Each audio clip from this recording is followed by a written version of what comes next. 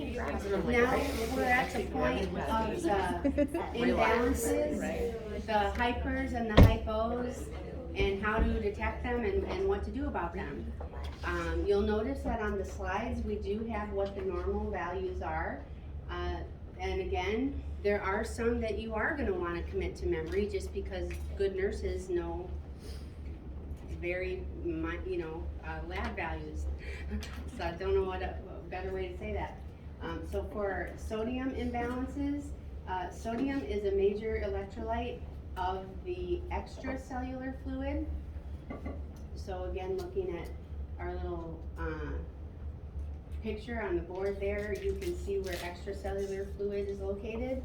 The normal sodium is 135 to 145.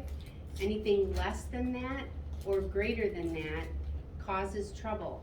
When you get down into the 120s, you get people that are confused and pulling out tubes and being belligerent and not being very kind to you and verbally abusive, that kind of thing.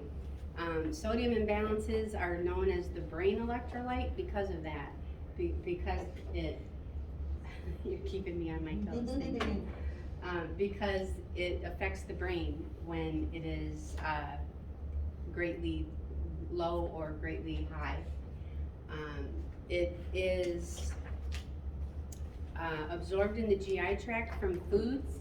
So when we have fluid or a sodium that is too high and we restrict sodium, we want to avoid foods that are high in sodium. Sodium leaves the body through urine, sweat, and feces. And let's see, kidney is the primary regulator of sodium balance.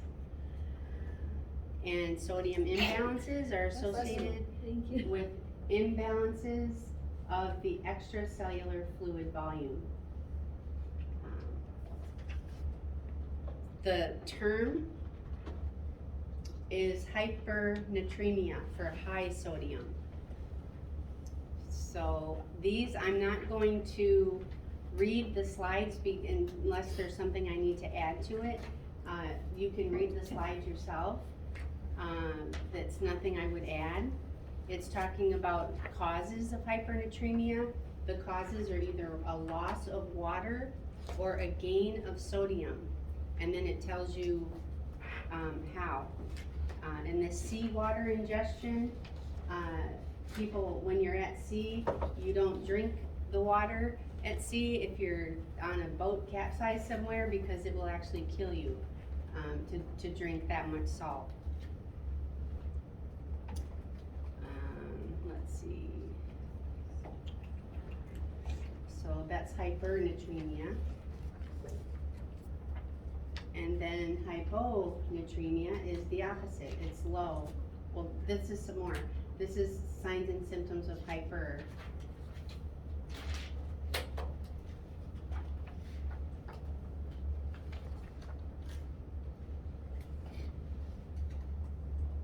Nothing I would add to that. We treat with the sodium restriction and then the D5W, which does not have any sodium in it at all. So we avoid all the sodium IV fluids.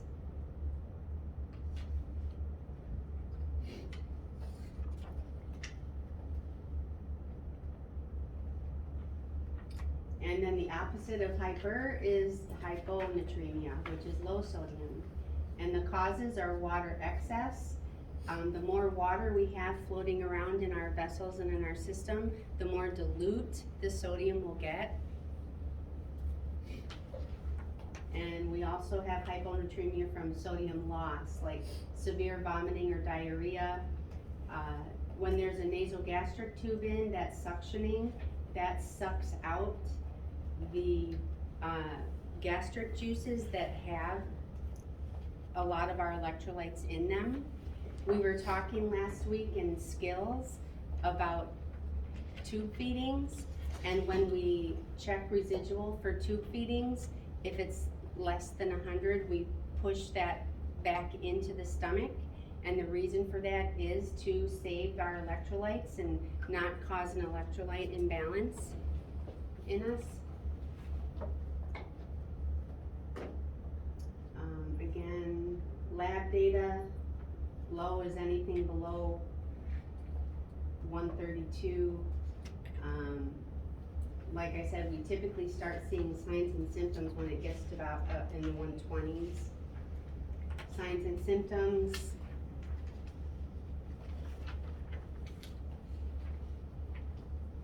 Of course, you're gonna have some weight gain. Other labs decrease hematocrit.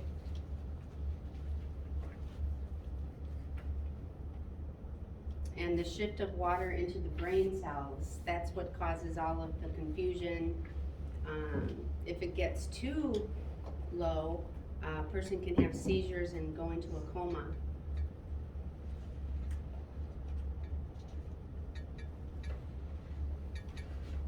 And of course, the treatment is the 3% saline or just the normal saline.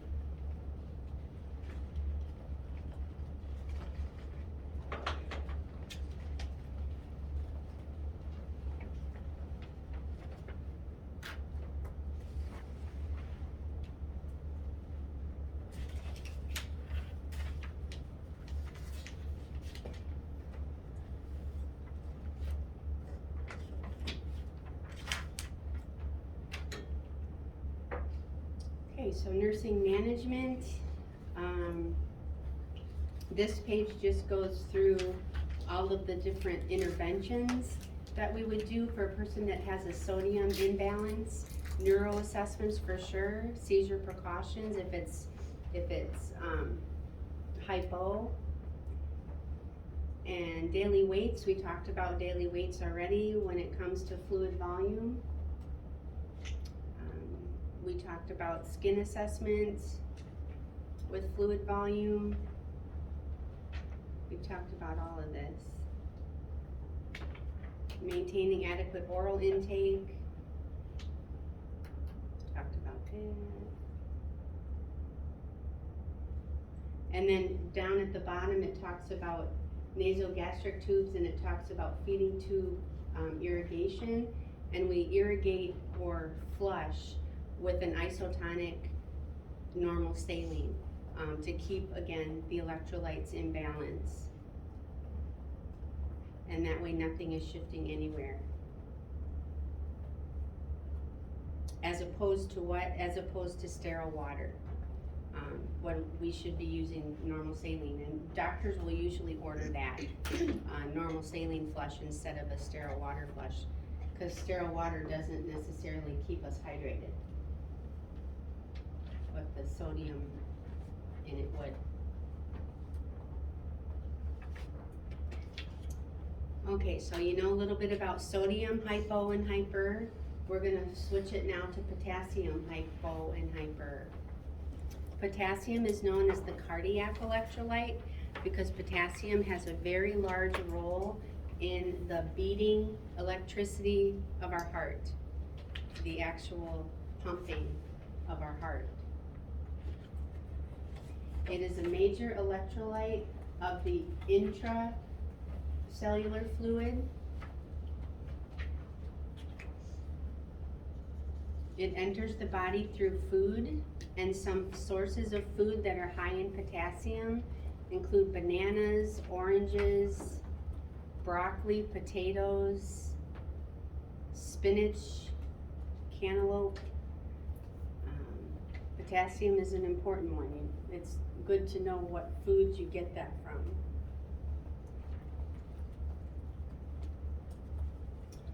Potassium is eliminated in the body through the kidneys, and there are diuretics or medications that we give to decrease fluid that pull potassium with it. Lasix is one of them. Furosemide will not only get rid of extra fluid in the body, but it will take out your potassium as well.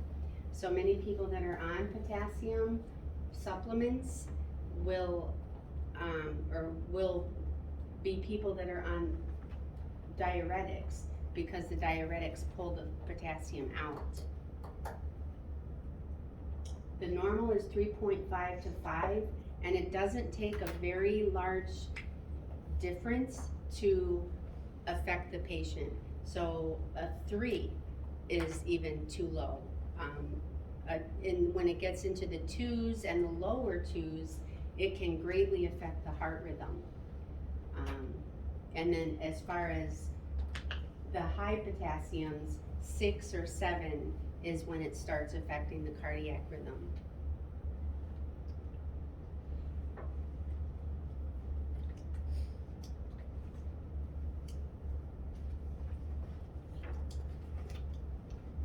So the term used for too much potassium is hyperkalemia,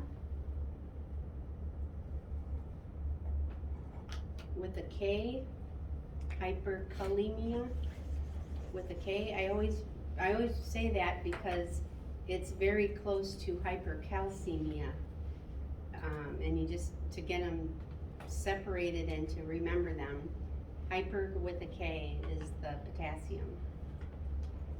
Again, you can read through the causes. There's a lot of different causes. On page 9, you know what? I think this is from your old edition, so forget it. I was gonna tell you what page number to read about the causes, but that's your last. You got a new book, so forget it. It's not updated.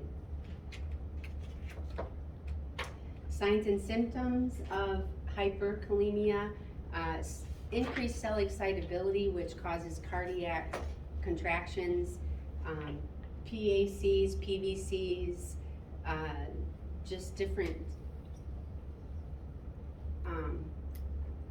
not normal, abnormal contractions, cardiac dysrhythmias. Sometimes muscle twitching. If it gets too high, a person can have seizures. It can cause intestinal problems like diarrhea and colic. Colic is pain, kind of a crampy pain.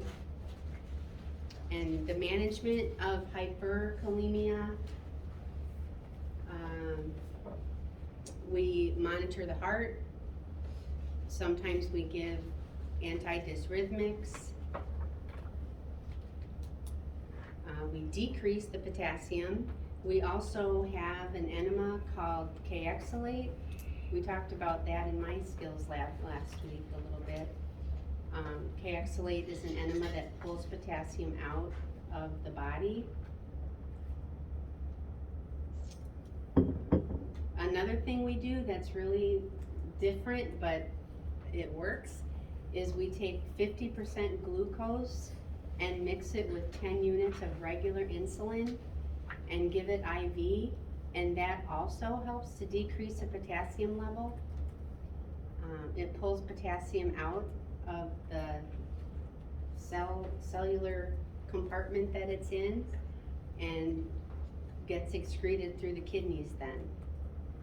Why that works, I don't know. I haven't researched it, but they do that quite often on hospital units. What was that IV? It was D50, which is 50% glucose, and they mix it with 10 units of regular insulin.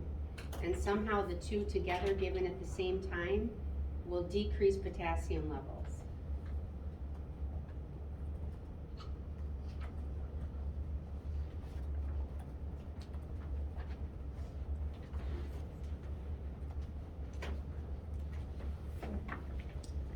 Okay, so the opposite of hyperkalemia is hypokalemia. Hypo with a K. The causes a lot of times are the diuretics from the medications that work on the loop of Henle. So we call them loop diuretics. They are the ones that pull potassium out. There are some potassium sparing diuretics that we use that won't happen. But also diarrhea is another big one that causes loss of potassium. The metabolic alkalosis and that sort of cause you'll learn more about in Jaw 1. I'm not gonna go into that too much. But signs and symptoms, you've heard of people who have sudden cardiac death, like they're running on a basketball court and they just drop dead from a heart problem. Sometimes it's due to a potassium level. Sudden cardiac death is common with a potassium level that's less than 2. It just can't, the heart just can't beat when it gets that low.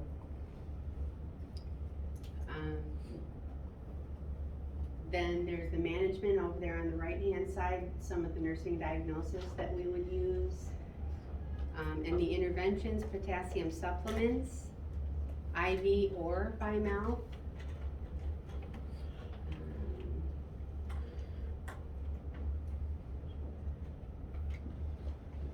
And this is just giving you kind of the nursing care for people that are receiving potassium supplements. Supplements, always make sure that the urine output is at least 30 cc's an hour. Otherwise, it's not excreting the potassium like it should. And also, when it's an IV medication, it should be running at less than 10 or 20 milliequivalents per hour. And the reason is because if you raise the potassium too quickly, you can also cause hyperkalemia by doing that.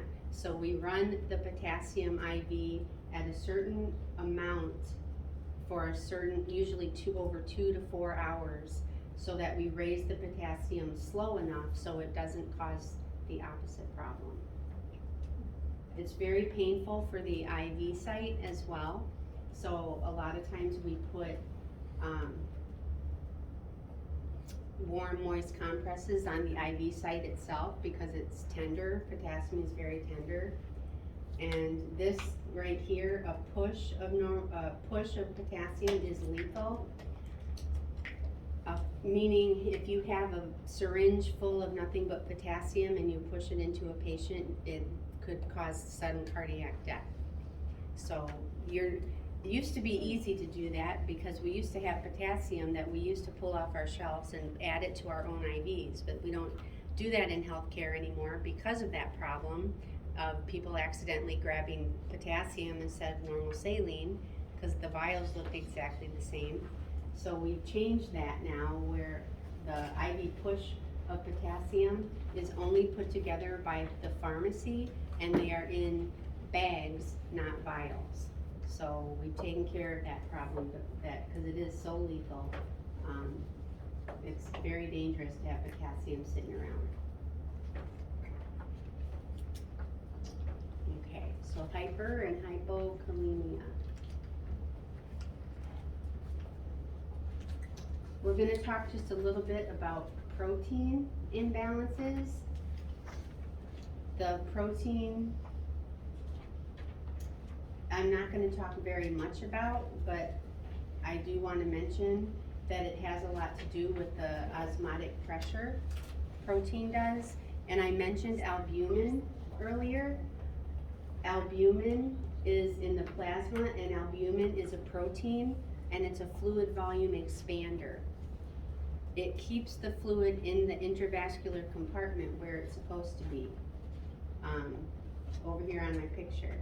It keeps it within this whole intravascular area so it doesn't seep out.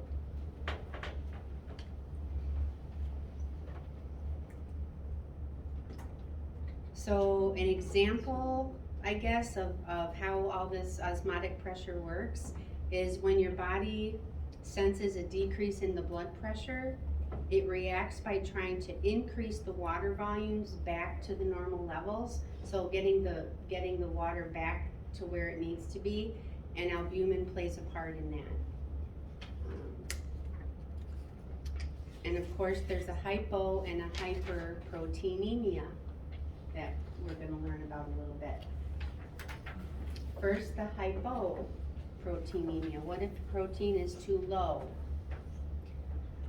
It's mostly caused by lack of intake, lack of food. you get protein from food, and people that are anorexic or malnourished or true vegetarians or vegans don't always get enough protein.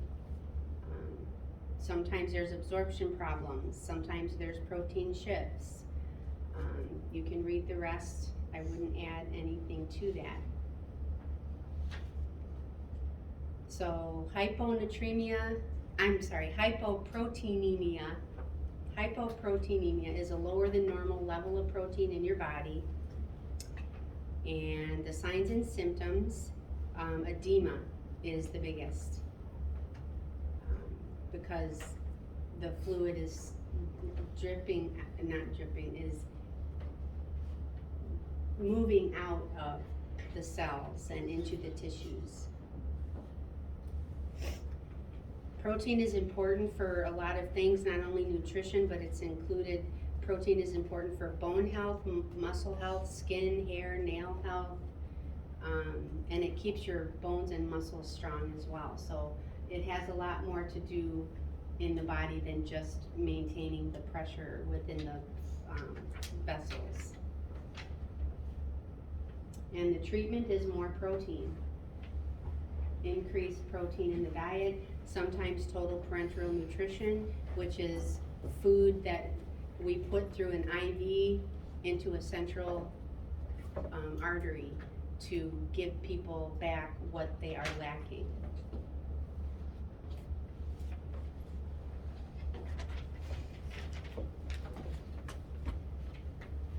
And with hyperproteinemia, that one's very, very rare. I'm not going to spend much time on it, but the causes would be dehydration and hemoconcentration, which just thick blood, pretty much. It's usually not a disease in itself. It's usually indicates that you have a disease if you have hypoproteinemia. Some of the diseases, one of the diseases at least, is Addison's disease. Addison's disease is a problem with the adrenal glands. But it's very, very rare, so I'm not going to spend time on it.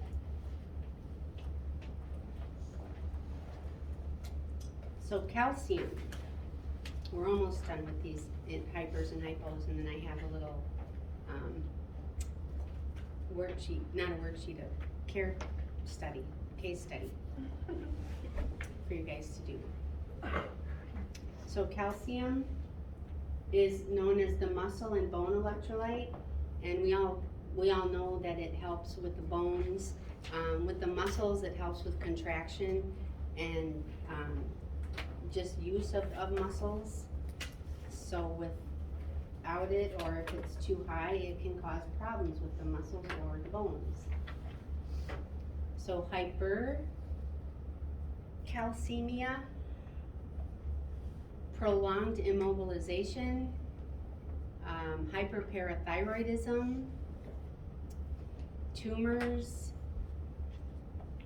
and what all this does is, with the hypoparathyroidism and the bone tumors, that causes secretion of calcium into the blood, which causes the hypercalcemia.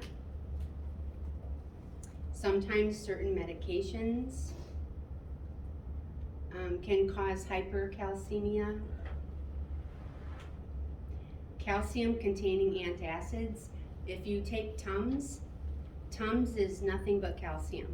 750 milligrams of calcium carbonate when you take a Tums tablet. So if you need calcium, that's a good thing. If you don't need it, not such a good thing. Signs and symptoms are on the board there that I wouldn't add anything to. I'm trying to think. You see also on this list cardiac dysrhythmia. Calcium works along with potassium to help the heart stay regulated in its rhythm. So too much or too little calcium can also cause heart arrhythmias.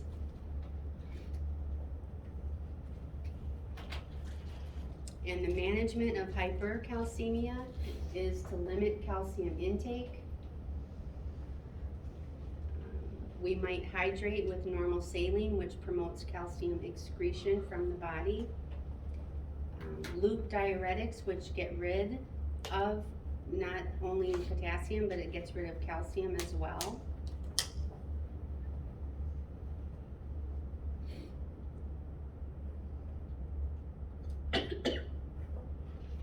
So high calcium as opposed to low calcium, hypocalcemia. Hypocalcemia, the number one reason for it is vitamin D deficiency. Vitamin D is needed for calcium to be absorbed and used. So that's why a lot of like milk is fortified with vitamin D because there's calcium in milk, and vitamin D helps it to be absorbed and used. And so a vitamin D deficiency can cause hypocalcemia. Along with chronic diarrhea. And here we are with hypoparathyroidism. The thyroid gland regulates calcium levels in the blood. And so depending on how the thyroid is working, you'll either have too much calcium or not enough calcium in the blood. That's just the parathyroid, right? For the calcium?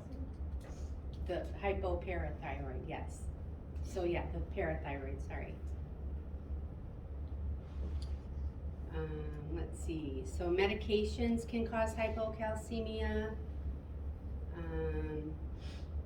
Let's see, the number one sign of hypocalcemia, or symptom I should say, is a positive Chavastex and positive Trousseau sign.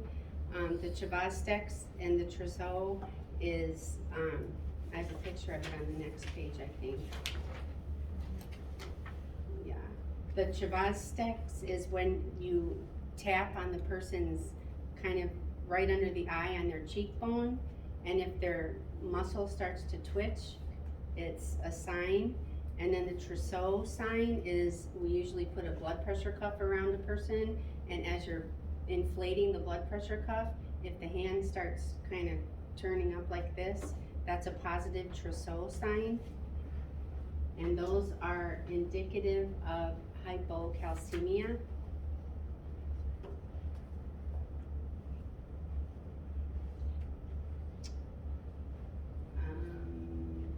The Chavastex sign is also prevalent in patients that have alcoholism, because alcohol abuse, people have low calcium and magnesium levels due to the fact that they both are metabolized through the liver, and alcohol is also metabolized through the liver. And when people are alcoholics, they have drank so much alcohol that the alcohol takes prevalence over all of the vitamins and minerals that are supposed to be being metabolized by the liver. So Chavastex is not only in low potassium, but people with alcoholism also will show a positive sign.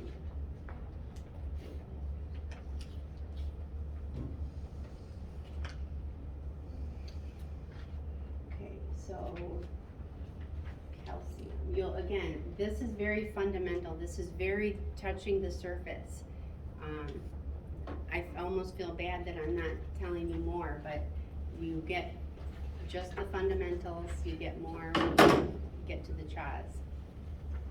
And So- do try to really just get the foundation, and you will be expected to carry all of it forward. So in CHA 1, they won't review this, like you will have to review it, so if you get it down now, it'll help you then. Yeah, so even if you just know the normals, even if you just know one symptom of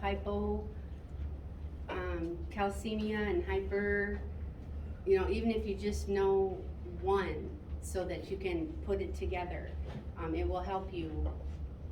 I always tell people to keep their notes from fundamentals and keep your notes from health alterations when you get there next semester, because going back to those notes when you get to CHA 1 could be very, very helpful for you. Cause it's just a continuation of what we're talking about now. Are you trying to terrify us, Pam?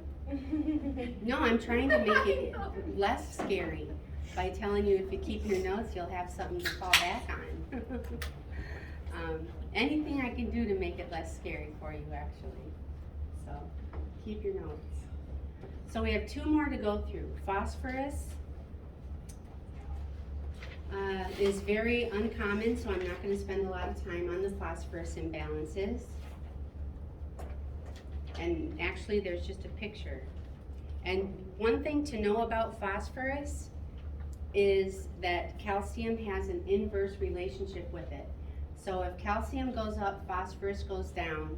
If phosphorus goes up, calcium goes down. So they're opposite each other.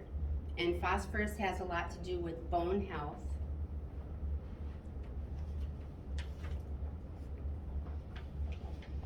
And that's really all I'm gonna say about phosphorus. There's not much more I want you to know at this point.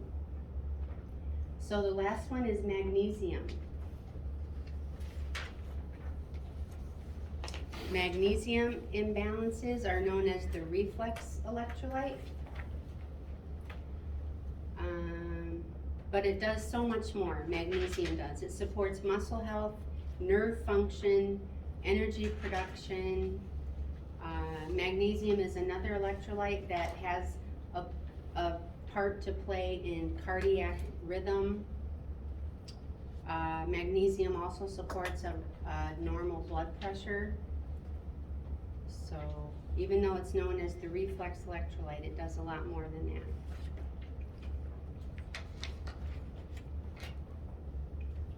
So hypomagnesemia, I can't hardly say that one.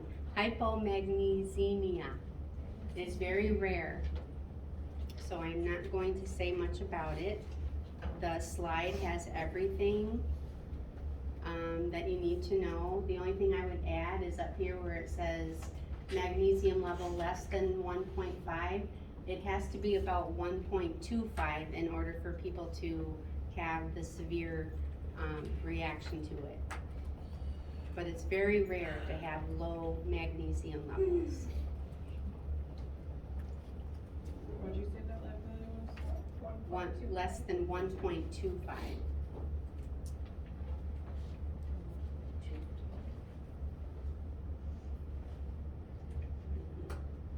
And then hyper, you can also read, whoop, if I'm doing it right, on the slide, the different causes and signs and symptoms. There's nothing I would add. As far as restricting magnesium-rich foods, over here on this side, magnesium-rich foods are foods like pumpkin seeds, almonds, peanuts. Spinach has magnesium in it. And then with hypermagnesemia, that's where the tendons, like when we're doing the checks for the reflexes in the knees and in the elbows, that you might have a hyper reaction to it, where your leg just flies up, your arm just flies backwards, if you have too much magnesium in your system.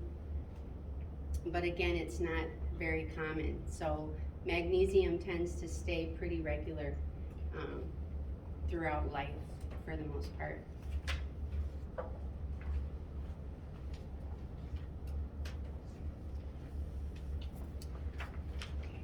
And there's just this silly slide to help you remember.